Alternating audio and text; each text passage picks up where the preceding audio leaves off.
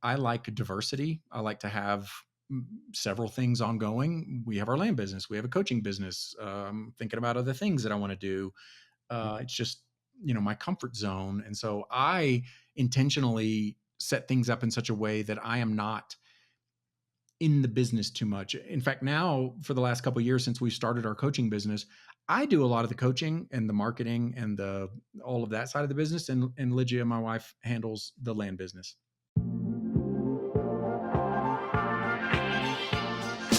Welcome to the Path to Passive podcast, where we talk about building wealth and empowering lifestyle through commercial real estate investing for tech professionals. I always wish that other tech professionals reaching financial freedom had documented their journey along the way, so I'm doing it for the rest of us. Join us as we explore stories, many failures, and lessons learned along the way. I hope you enjoy and subscribe. All right, so you've spent your years building your career, climbing, performing, saving because it feels safe, right? We know what this is like, but what happens when that safety disappears? I've thought about it. You've thought about it, I'm sure. Your company downsizes, the layoff hits your department, and suddenly all that stability you've worked for is gone. It's just gone. And that's exactly what the turning point was for Mike Deaton, a successful tech professional who realized that job security wasn't the same thing as that financial freedom or really those additional streams of passive income for him. In this episode, we're going to be talking about that. Mike shares how he felt when him and his wife had turned to that wake-up call to a life of ownership, leaving corporate behind for a new chapter, real estate investments, recurring income, and total control of their future. We're going to dive into what it's like to walk away from that stable career. In Mike's case, he did walk away from it, and he shares what that's like. The mindset shift that turned from fear to really ownership and more control from him, or more control for him and his future. How to build that income. And he shares what he's doing for active income, but as well as ways that you can do it to turn it into passive income as well. And so there's different exit categories, exit paths really that he shares. And we kind of get into some of that. And it's actually really useful to understand what those paths could be. And also what it means to design a life where you have your own time. You own that time. It's not about the title, but that defines your worth. But it's really what you're doing to choose what you want to do with that and how to help the people around you. So maybe you're asked some of these questions. Is it even possible to, really leave that high paying job and feel secure? What if layoffs happen and you're not quite ready? When is the best time to plant a tree?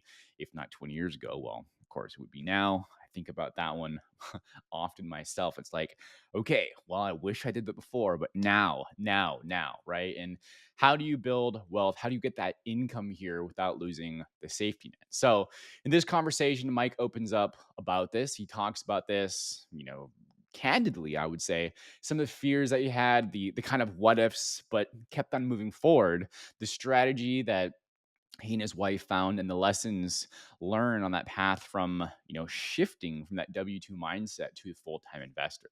So if you've thought, I make great money in tech, but what happens if it all goes away?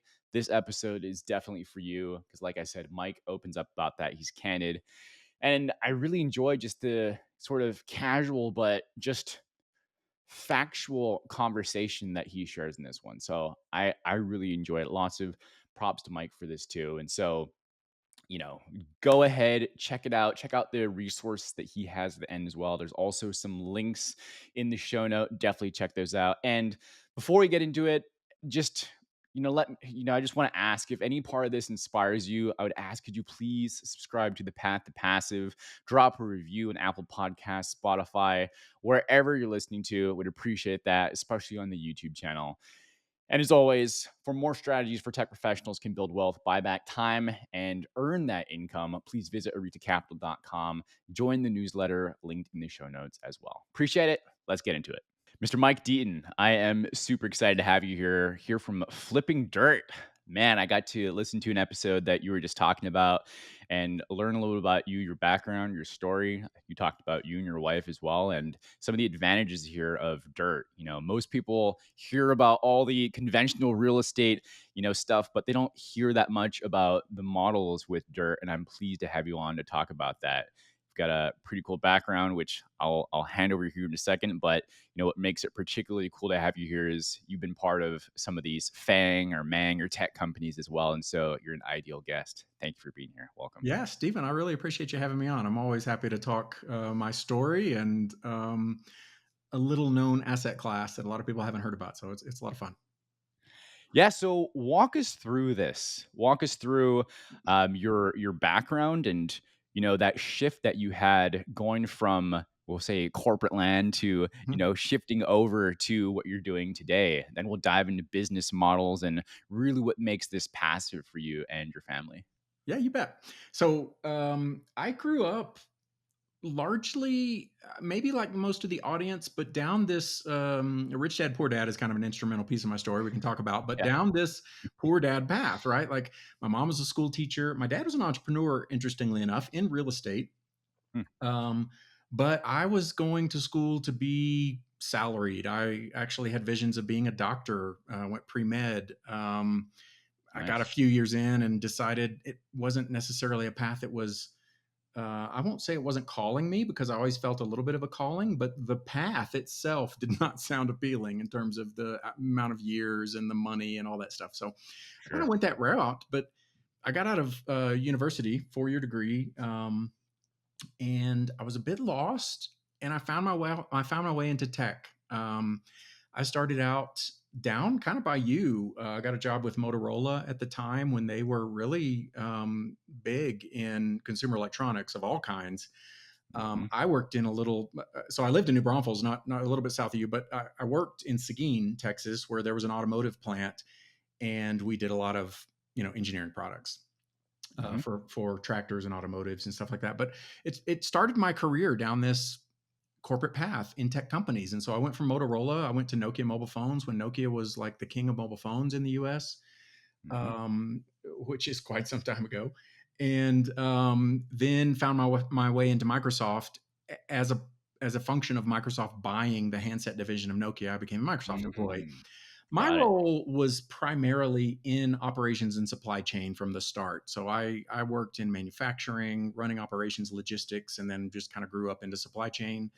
Ran international supply chain for Motorola or for Microsoft.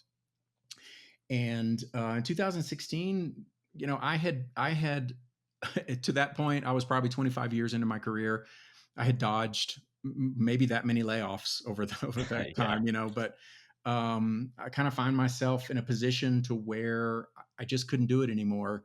I was working in Dallas Fort Worth. Microsoft obviously is headquartered in Washington. For me to go anywhere, I would need to relocate. They were really Yep. downsizing at the moment that my office was getting not closed, but really pared down to essentials like sales and local type functions. And so I won't say I volunteered for the layoff, but I certainly let it be known what my position was, and I found myself on the list, and so out of a job. And New chapter. New chapter. yeah, it really was for us. And for me, this was pivotal. Like, my wife also, within days, got let go from her job. She was working in healthcare in Plano. Similar type of story. Their office was relocating, and they were closing the Plano office. Hmm. And so we both found ourselves out of work, and that was our only salary. We had not pursued any form of alternate income. In my So new everything was new then. Real estate was new.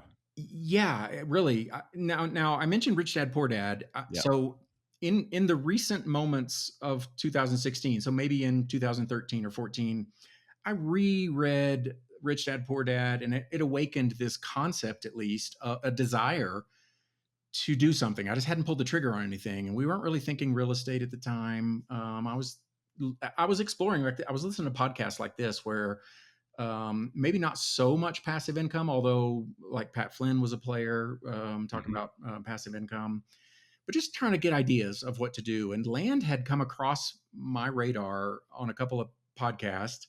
I spent $1,000 and bought a toolkit, Mhm. and it just sat on my desk because I was all in with Microsoft at the time, and it's a tech can be an always on and a kind of thankless, especially Microsoft. Like when I was with Nokia, Nokia was a entirely different company culture, but Microsoft is a like, what have you done for me lately? Sure. It's a performance driven, Hmm. heavy on being involved. And so I just really wasn't doing anything, but that was our moment. I have two older daughters. They were 18ish at the time. So we were empty nesting. My wife and I felt more comfortable doing something different. But my knee jerk was to get back in. And I was interviewing with Amazon and Apple and Tesla and Into other jobs, you mean? yeah, for back into corporate Yeah. at another director level type job. Yep. And I couldn't stomach it. Like I was thinking about, okay, we're gonna have to relocate anyway. What's the company culture gonna be like? Am I gonna be travel? I was already traveling like 50% of the time, roughly, Wow. with Okay. Microsoft, and I was thinking, am I gonna be on the road again? And so we took that moment. Thankfully, we had a cushion. We had some money in the bank. I got a severance from Microsoft. It wasn't impending doom that we were gonna, we Right. had to do something, which was really fortunate. But my wife's super supportive in terms of, let's do what we want to do. Let's not just do what think we have to do. And so, That's important. Yeah. yeah, I got a life coach in that moment, and he helped me explore like core values, what's important to me in life. What do we want our next chapter to look like?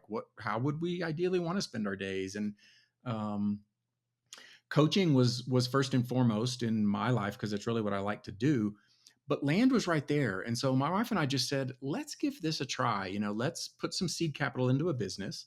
Let's give ourselves 12 months. Let's hire a coach and a mentor that can help us go faster, mistake free, Absolutely. and get things going. And I know this is like a passive income focused podcast, but land is I would say a little bit of a hybrid. Like it's a very, very low touch business model, or it can be. And then you can set it up in such a way that you are earning mailbox money, as they say, from owner financing properties. And we can get into that here in a little bit. But that's kind of my Yeah. genesis story with getting into land. And that was 2016. I think we officially opened the doors 2017, and we've just been growing ever since then. I mean, it wasn't long. We also moved from Dallas to Colorado. We rented for a few Mhm. years. It was just a whole life, new chapter, as you say, that got us going. And yeah, it just Yeah. went from 8 there. years We haven't now. looked back. So it was really it's been a fun ride, and also it's been an unimaginable like.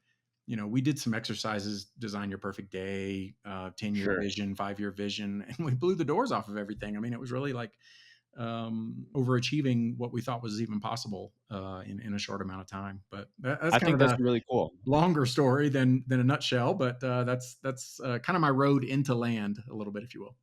No, that's cool. I mean, that hits a lot of the beats, and I definitely want to talk about like the values thing, and some of the coaching aspects. Maybe later on. I also Hmm. saw that you're owner and principal of professional coaching as well. Hmm. The Tony Robbins and Chloe Madanis. Yeah. So that's pretty cool. We can talk about that. I want to you mentioned Rich Dad Poor Dad, classic book, right? This, everyone and their brother probably Yes. got into that at one point in time. But you also did some multifamily syndications Hmm. as well. And I kind of put that out here to give the context Hmm. and ask. It's like, they're sure you looked at land first, but you were also as that toolkit, but you also explored other places too, right? And so multifamily being one of them. And so the question is how did you ultimately decide to, try that for the 12 months versus something else?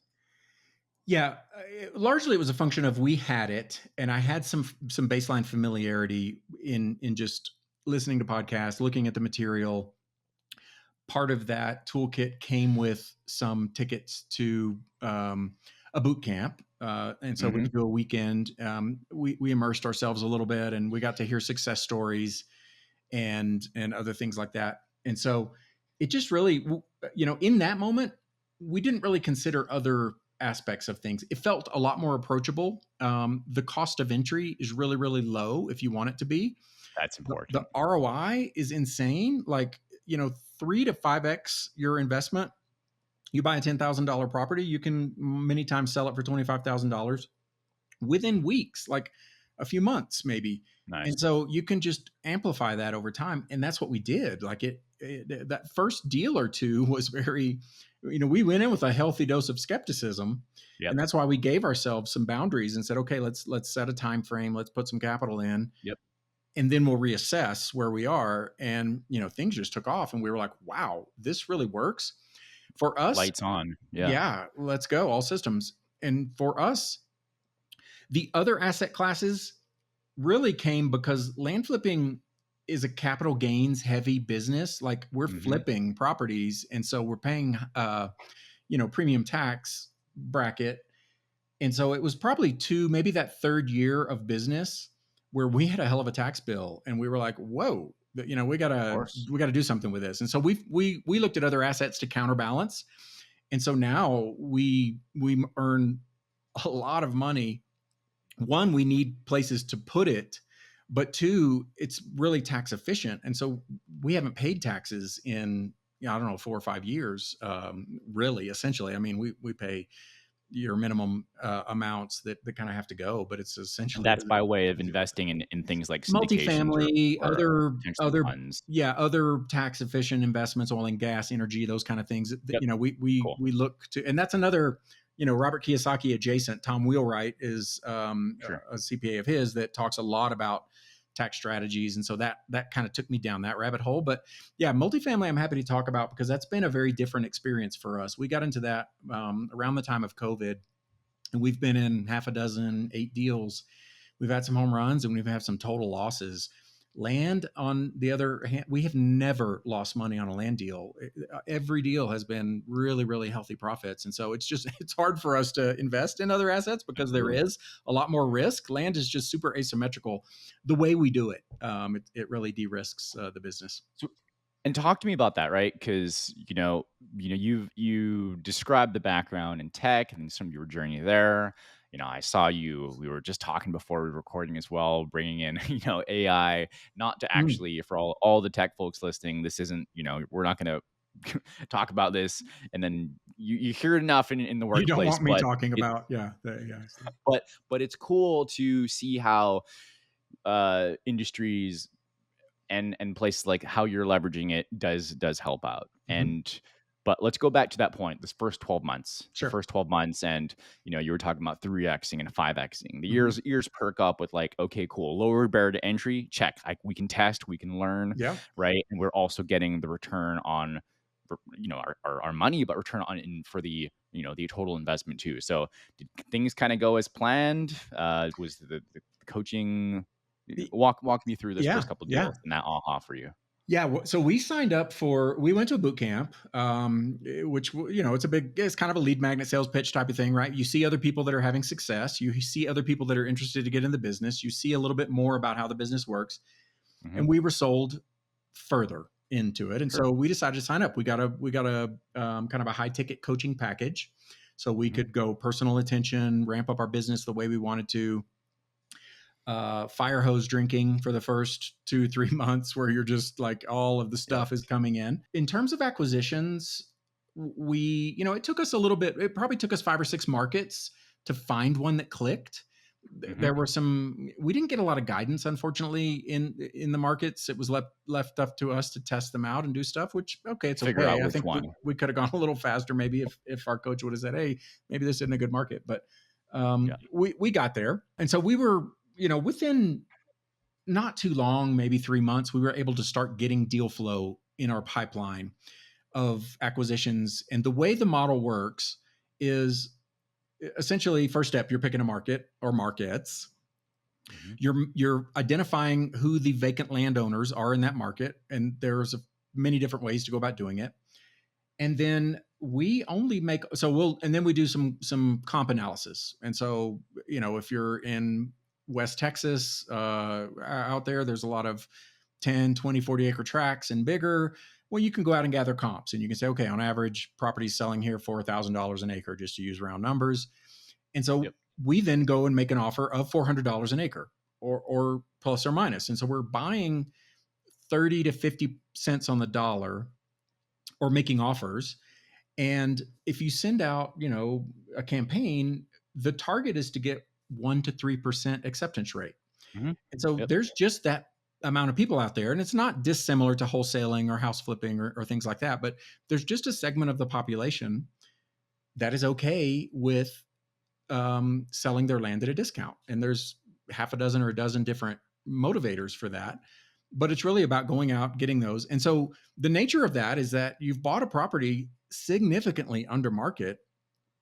You can turn around same day and flip it for profit because you don't have to put any value into it. You don't have to, find renters or do construction projects or do anything like that. And so, already you've significantly de-risked the investment because it's so far undervalued. And then everything there is upside. Now, that's not to say I actually deal with a lot of seasoned land owners, and by the nature of the fact that I've run operations for decades, as with any business, you can get yourself into trouble if you don't pay attention to your overhead and your Of course. expenses and You're things running a like business. that. Yeah. Land is nice because the margins are so big. You can really run a sloppy business and still be making lots of money. But that's the nature of kind of the high level business model, and that's what makes it really asymmetrical in nature in terms of being able to get the upside with minimal amounts of risk. Also, the speed of which you can do it. Land doesn't appreciate or depreciate tremendously. I mean, okay, you're in Austin, like obviously Sure. in metro areas like that, you're going to see faster. I have a lot of family in Round Rock. They bought property 40 years ago. They have a lot of acreage. They're selling acreage for insane amounts of money. And so, I Yep. mean, there are things like that happen, but you have to wait a while for that to happen. But the speed of the land transaction really kind of dampens any turbulence that might happen. So you're given that big picture here of really, go picking a market, a Yeah. geographic location, doing that campaign, sending something like letters. Is that about right to people? That's 90% of what we do. Okay. With tech coming in and AI, there are agents and chatbots and things like Phone that that calls are that go that are out. getting better. They're not quite there yet, but it's coming, and they're expensive to do right now. But dollar for dollar, mail is the best that we've found so far.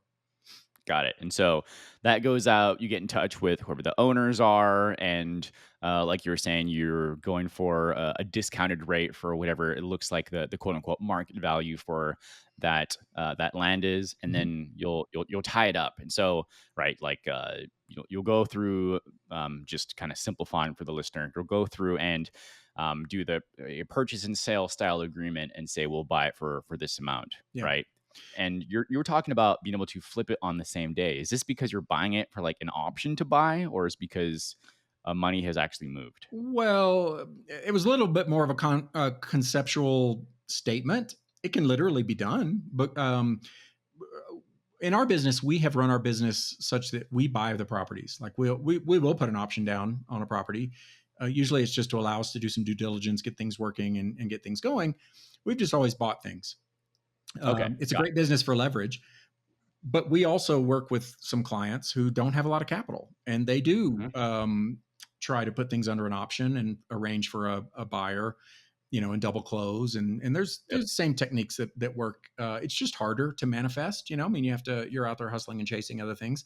We just haven't had to do it. We've had capital. We've been able to use it with our earnings. We're able to reinvest that back in the business, and so that's just generally Cool. how we do it. But yeah, I mean, literally, you can double close same day and do things. The point was really just that you don't have to do anything to the land. You don't have to wait for appreciation. You don't have to you don't have to add Got any it. value Got or it. have value added to then sell at a profit. You have an instant profit baked in. And that's Understood. really more Because you the bought it for lower. right. So Got it. that's Okay. kind of Cool. that was more the gist of what I was saying, but it can literally be done same day. And Yeah. we've done a couple of those as well. Awesome. So you're actually acquiring it, and then you can resell it because of the spread from what you bought it to whatever Mhm. sale price, or you would do something like an owner finance, right? And that's what helps to make it that getting income over time. Yeah. Yeah. Since we have started our business, that was our strategy was a lot of owner financing just because I want the peace of mind of monthly recurring revenue coming in that I can count on for 5 years, frankly, 5, 6, 7 years. I mean, a lot of our notes are like a car payment. You get it for 5, 6, 7 years. Back when we started, the car payment was $350, $400. Now those car payments are Mhm. $900 or $1,000. It's just, the nature of how things have A lot gone. more. But you Yeah. stack some of those up, and then it allows a lot more freedom of movement because, there's a downside in that you're not getting your capital back for a little bit, right? Because the way we run the model, we're buying up front, and then through a combination of down payment and monthly payments, it takes us months to get our capital back. But the upside is more of a security of having the monthly recurring revenue. So that Yeah. for us is probably still 80-90% of it opens up the market when you're able to sell something. Somebody may Finance. not have $30,000-$40,000 or be able to get a loan for it, but if you're able to offer a payment at $750 or $1,000, it's a lot more approachable to a lot more people. And so you can Plus, it turn. reduces your taxes too, right? Yeah, we're deferring income out over years and things like that, right? Okay, cool. What are things that, people don't really understand, or, misconceptions? You've worked with, student clients that have come in, and, I'm sure you've gotten some aha moments Mhm. about land here too. What are some of those aha moments that maybe some of your students and clients get as you're working with them? Um, so let me just rephrase. So, in terms of misconceptions coming into the business, is that how I Yep. think you Yep. initially framed it? Exactly. Yes. Yes. Yeah. So I would say cost. A lot of people think land, and they think, especially if they live in an urban area, they think, "Wow, land." I mean, I don't have $1 million to purchase a piece of land or whatever. We've bought and sold land for $500 to $1,000. Most of our clients start out at 1,500, 2,000, maybe 5,000. Some people have healthier budgets and they're a little more risk tolerant. There's not a lot of risk there, Mhm. but those first few deals, clinch you up a little bit because you're like, "Gosh, is Sure. this going to work?" So, um, you can buy and sell land, like I said, from hundreds of dollars to tens of thousands, if not hundreds of thousands of dollars, millions even. The model, as you would expect, you're more likely to get somebody to sell their property for 30% of market value if it's $5,000 than it is if it's $500,000. Right? Somebody's Sure. likely not going to give you their piece of Yep. land at that much. They're more sophisticated, and want a little bit more. But in the sweet spot, things are working. When we start out with people, we do exactly that. We ask, "What's your goal with this business? What's your strategy? What are your resources?" Or we help with the strategy, but like, what resources do you have? And those two things are really time and money typically.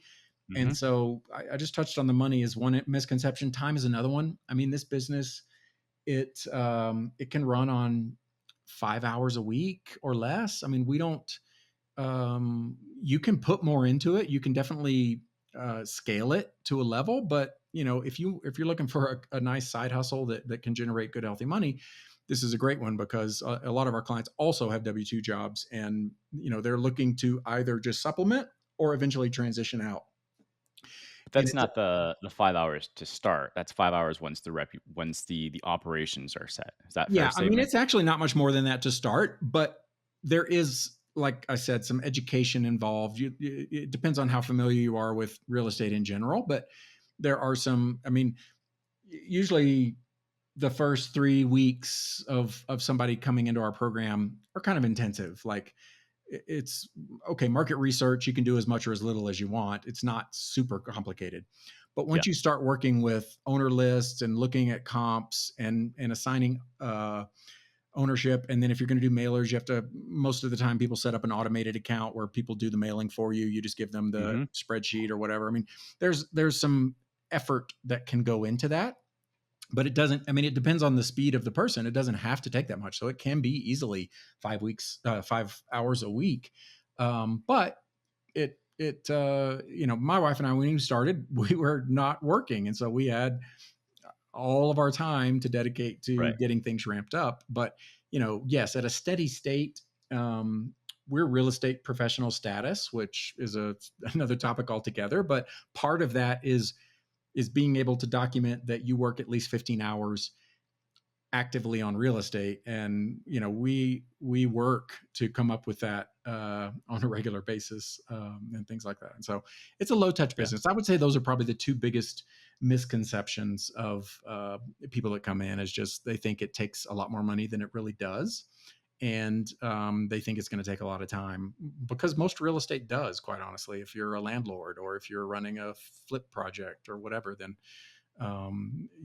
houses and multifamily and things like that can take a lot of effort outside of limited partnership investments, right? If you're an LP in something, it can be as easy as Right. writing a check. I would hope people are doing a little bit more homework before they do some of that stuff. But Yeah, most definitely. It's an interesting point, right? Having, doing the acquisition of it, and either selling it or doing something like that, owner financing it for the more of that recurring. And it's kind of how you want to, so to speak, I'll say the negotiation with people that to finance this out to someone.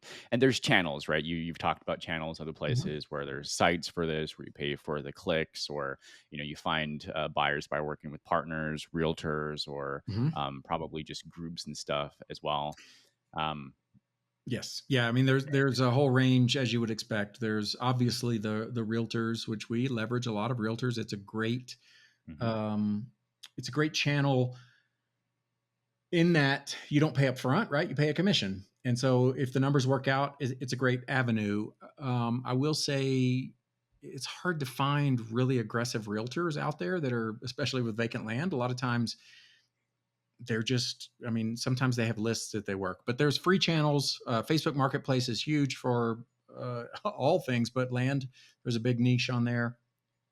Craigslist, people have a lot of success. Zillow, other things there, and then there's paid sites that are land specific that you Walk me can through that subscribe to. that like that buyer profile, Mhm. right? Like, one of the things I heard you say, which I love and it's totally, appropriate. I think the is that there's always going to be a buyer for that specific thing. I chuckle with the phrasing. I think it was like there's a pig for every barn or something like that is what Yes. you mentioned, right? Yeah, that was a saying we Um, heard early in our career, but yeah, it's. I mean, yes. So swampland. Somebody out there looks. I know somebody that when we started out our business was kind of also starting out, but they had a story that they bought a sight. A lot of our properties we buy sight unseen.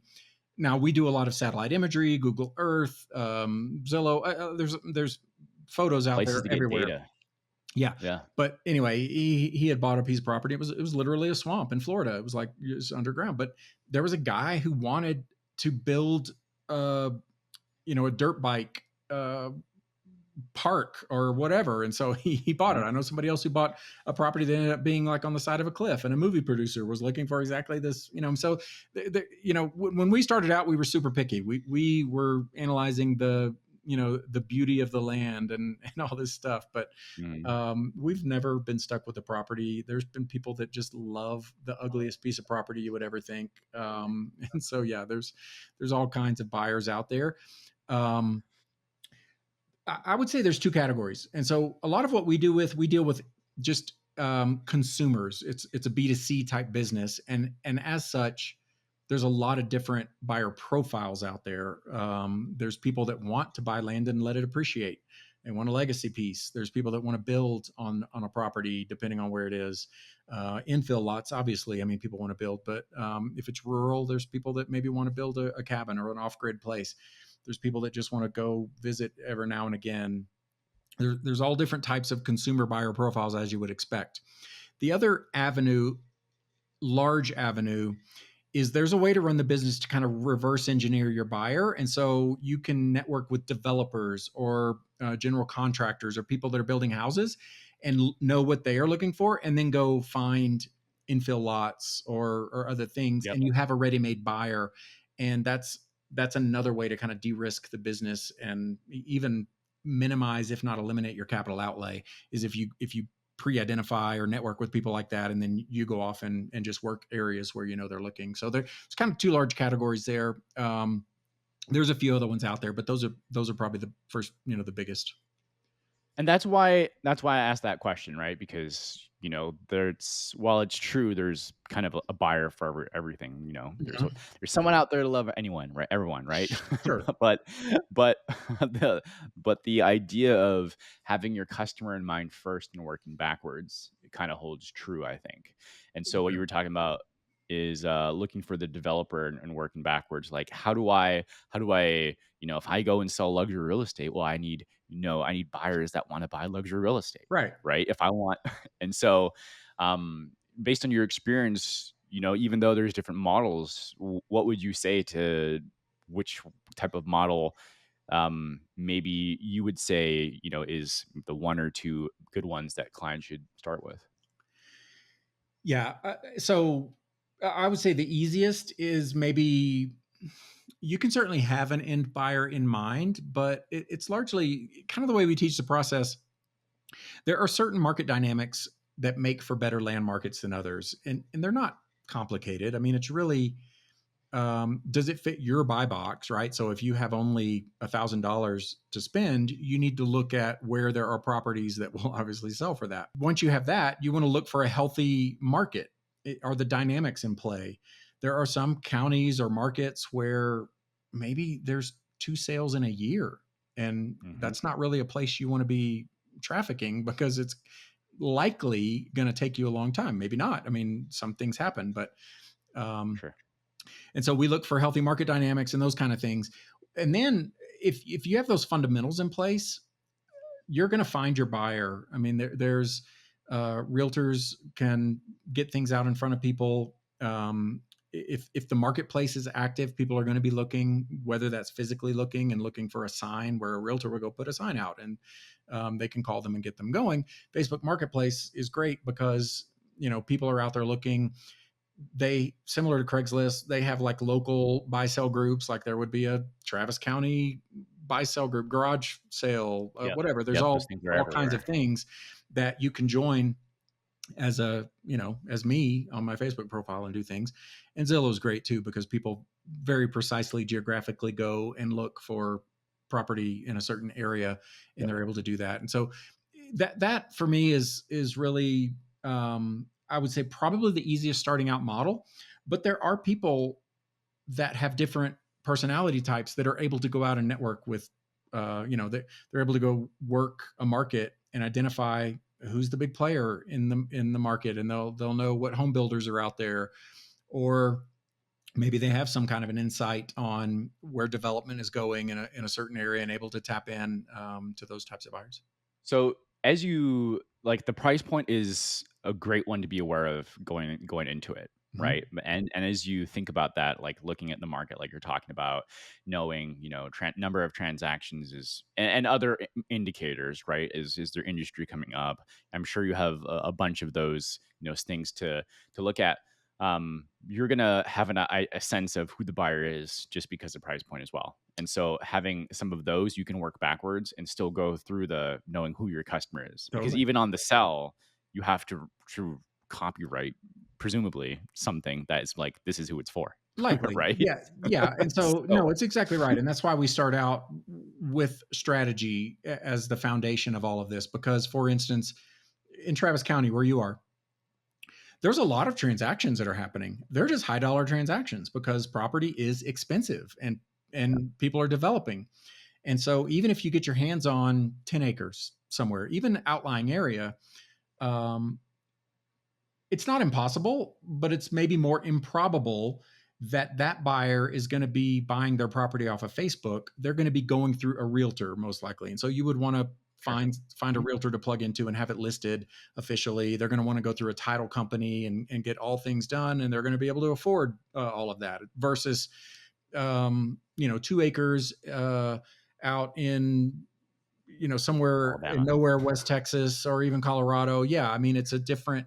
You're looking for a different category of buyer, and so you're going to likely go down a different sales channel and do things like that. And so yeah, Yeah. very very pertinent point you make about being able to know that up front.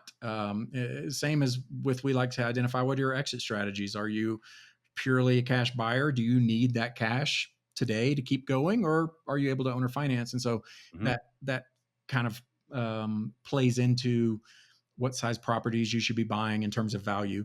and how long you can hold it, and those dynamics come into play, just to make things go more efficiently. I don't want to overcomplicate the business because it's really a super simple business, but there are some Yes. fundamentals that make things. I talk to people who buy properties, and they kind of get in trouble because they're like, oh, I thought this was a good deal, and now I feel like I'm stuck with it or something. And it, if you're not going in Yeah. with the right mindset and analyzing a few key variables, you can kind of start off on a rocky foot.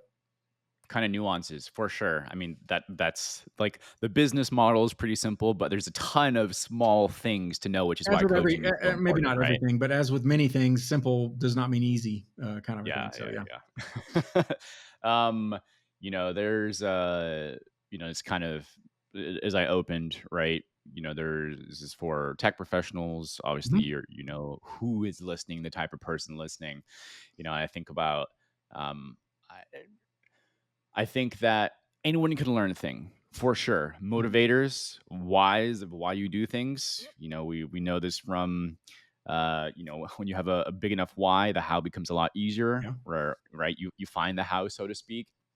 But I also know that certain types of tech roles, certain types of roles in general, attract certain types of people, right? And so I won't do this role specific, but I want to ask is what are some of the things that attributes, personality types of things that Mm. people should have in mind to know that they're going to be expected to do some kind of things to be Mhm. successful in this business. Because I mean, this Yeah. is going to be some marketing, which can be learned. It's going to be Mhm. some sales, which can be learned. It's going to be some of these things. Yeah. But walk me through who a great student is that can be successful. Yeah, this is a great question. I love it, because yeah, I can identify fairly quickly people that I have discussions with, whether this is a good fit for them or not. Yep. But first and foremost, it's really comes down to action taking and partnered with grit. There are exactly things you brought up. Like there are ups and downs. There are new things that have to be learned.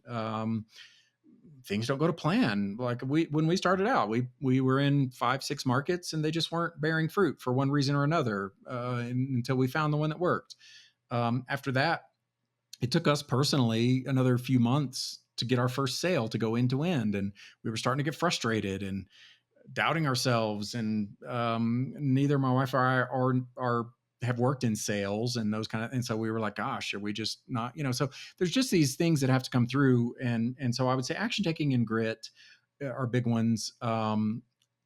Some some softer skills of just a fortitude, and that's where my wife and I were able to help each other. Like our coach was very clinical. Hey, here's the business, do this, do that, robotic, kind of a thing. And Sure. there's these also softer skills that need to be, hey, where are you facing resistance? What is holding you back? Yes.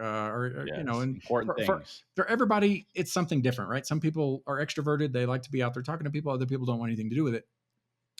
Well, that's where I like in our coaching business, I get to bring that element of what I like into the coaching process and work the softer skills with people and help pull through theirs, because the land business itself can be almost, if not completely, outsourced. Like there are automations, there are virtual assistants, there are land specific virtual assistants companies out there. You can plug into all of that. I mean, there's a cost, and you probably don't want to do it end to end. I know some people who do. They just run it like a business owner. They've set it up, and it's a great way to go about doing it to a degree.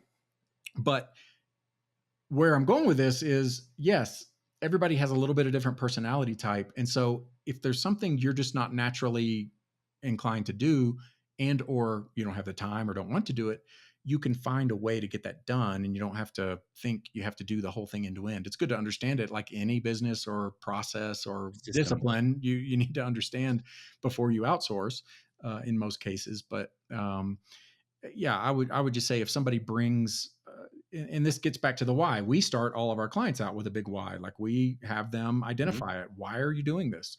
What kind of things do you want it to unlock Cash in your flow, net life? worth, Yeah. and everything else. What are you going to do with all that cash flow? I mean, what do you want to provide for your mom? Do you want to travel? Do you want to do Mhm. things?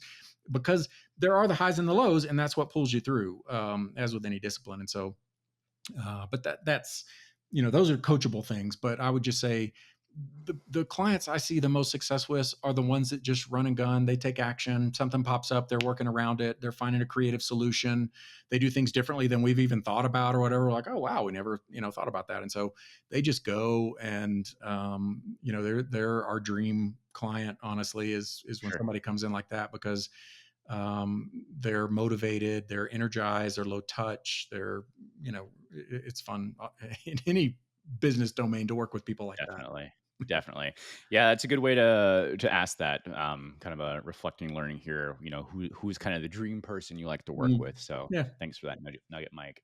I do think that, you know, and I'll flip this into a question here in a second, but that learning that everything is a people business, right? And Mm. especially as we talk to maybe people who are really good at analyzing things, really good at maybe potentially spreadsheets or really technical, Yeah.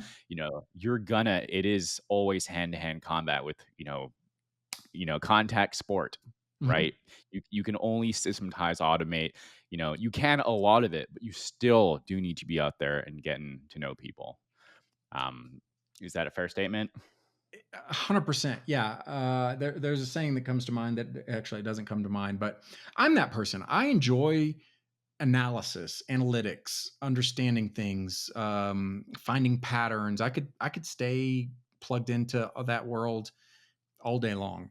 Sure. And so for me, the people aspect of things was a little tricky. And so, but yeah, I made a post the other day. I think it was on LinkedIn about, the saying that I think I've heard is the secret to sales online, or the secret to online sales is the phone, right? I mean, it's still Mm. a person game. Like you still have to, you still get out there and talk to people. I just, earlier this week, we sold a property here, and it started online, but the guy really wanted to talk. He was like, "Hey, and some people don't. Some we've sold text, properties via text message before, which Nice.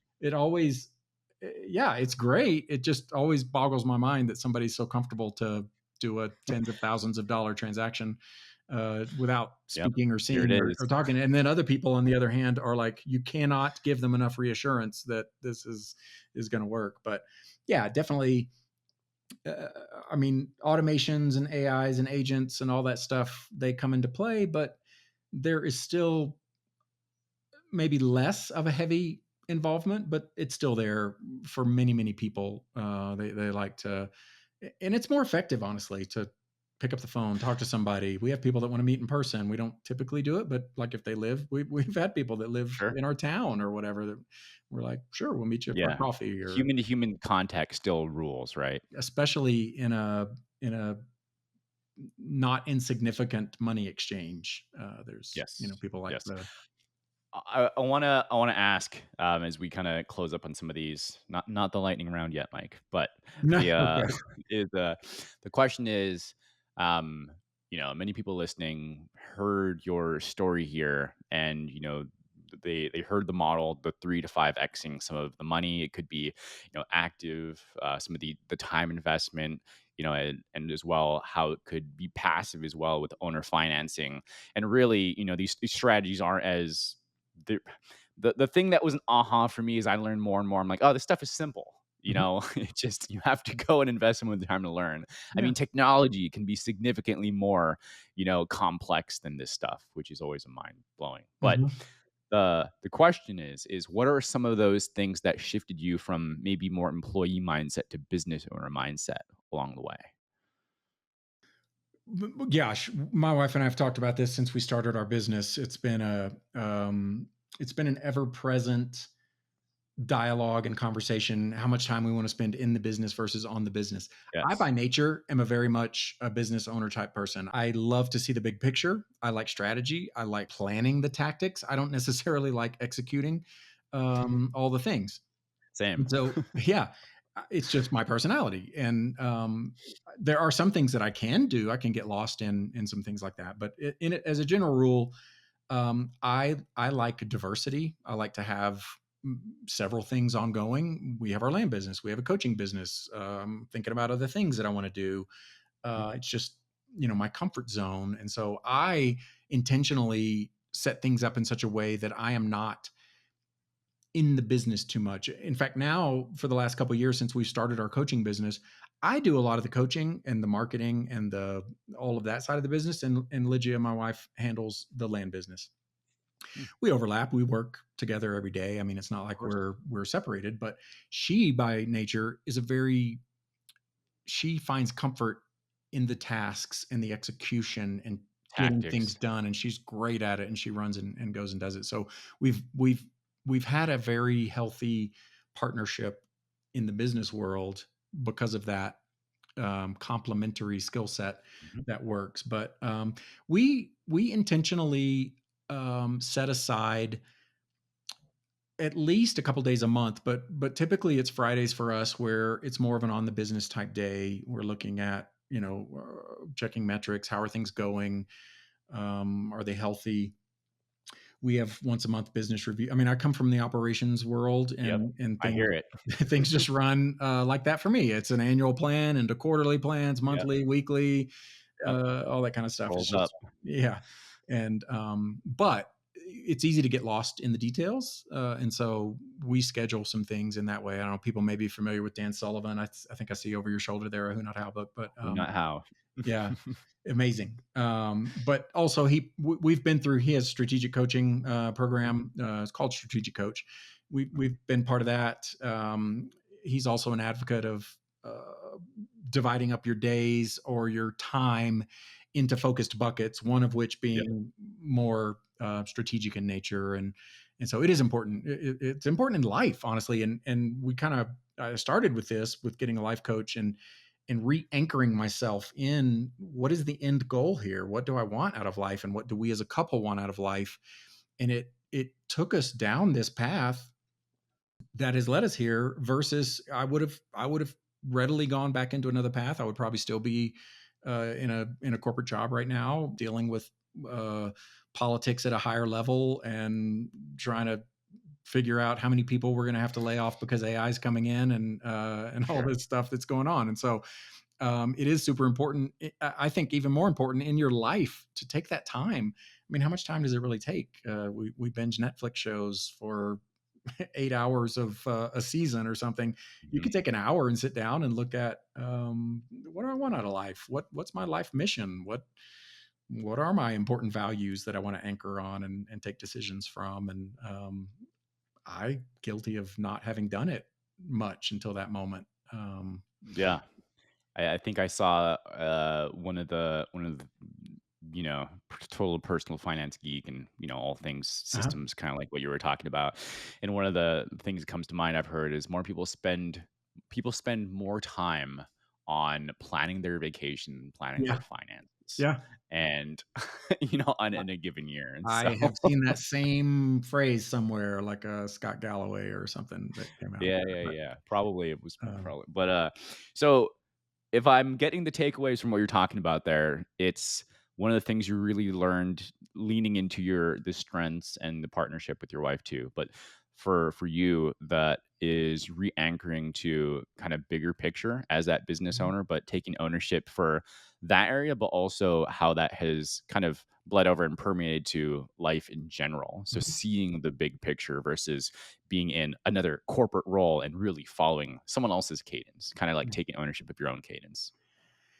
Yeah, 100%. I mean, that for us, you touched on it earlier about having a why. I would say having a really, as clear as you can, a why, but all of that, because even starting, even investing, if you're investing in real estate, why are you doing it?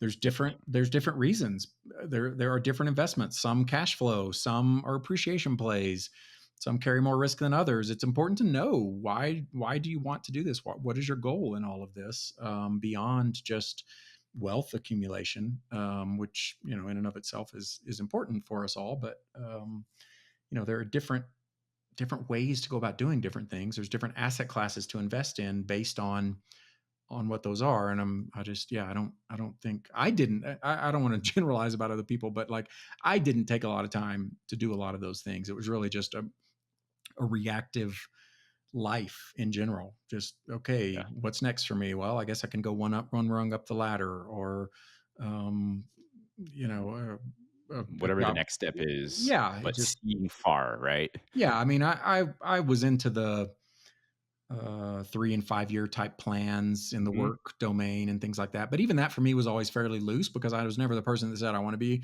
director of operations and I want to be over here or whatever. It was more I want to grow my skill set. I want to manage a larger team or make a bigger impact. Or it was I never Mhm. tried to pigeonhole exactly.